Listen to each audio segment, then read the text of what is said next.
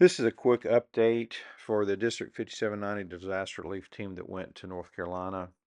Richard and Hawker and I first worked on this house, which had minor damage. Water got in to just below the first floor, right into the crawl space. So the job here was simply to cut out the particle board and pull out all of the insulation underneath the subfloor, as well as pull out the furnace that had gotten damaged.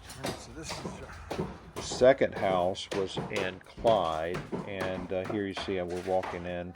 First job was to tear out all of the sheetrock, and this one actually had plaster board in it. It was a little tougher to pull out, but you're going through and pulling out all of the sheetrock, all of the insulation in the walls, all of the wood, baseboards, just pretty much everything except the windows will come out of this first floor. The water in this house was 6 feet high in the first floor.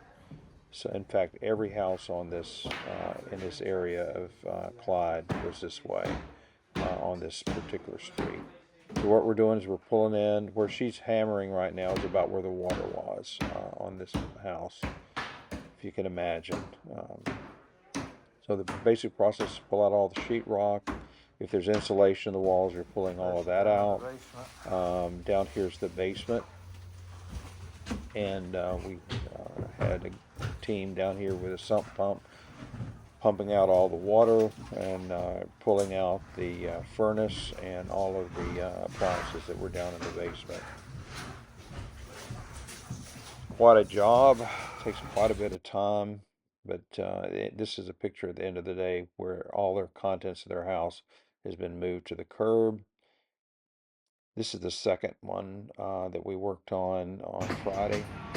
So we are in Clyde today working on the last little bit of mucking out and gutting a house for someone that was in the flood down in North Carolina in the Clyde area near Asheville. And it's truly sad. This is the contents of their house. And we've been working this morning trying to get the last bit of all the insulation out from under the floorboards, and the house has been totally gutted. Or if you're more Alpha numeric.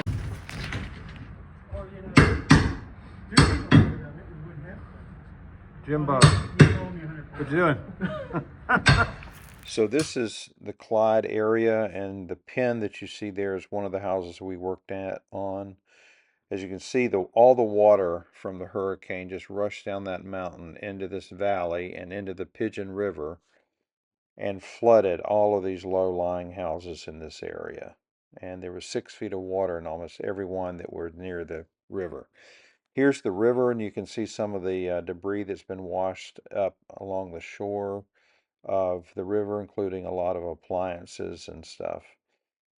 This is the street that we were working on, and you can just see that pretty much everything on the first floor of their house has been pulled out to the curb. And so there you see some people that have tried to save their flooring and stacked it up alongside their house. But literally every house along this road, you can see there's a railroad track off to the left there. And the water was all the way up to that railroad track. And every house on this street and along the Pigeon River was this way. It totally destroyed everything in the first floor.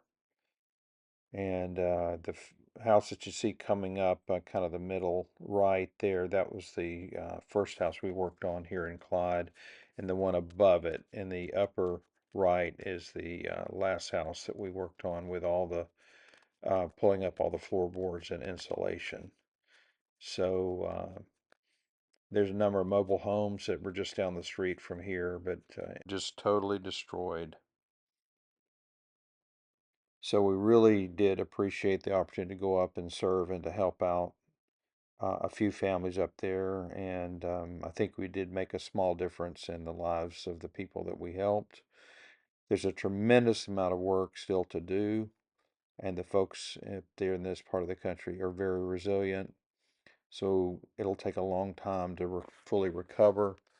And I'm glad that we were able to be a small part of it, and hopefully we'll be able to continue to do that with the work that we do. I really appreciate the support of Cross Timbers Rotary and District 5790 as we seek to serve others and to build stronger communities.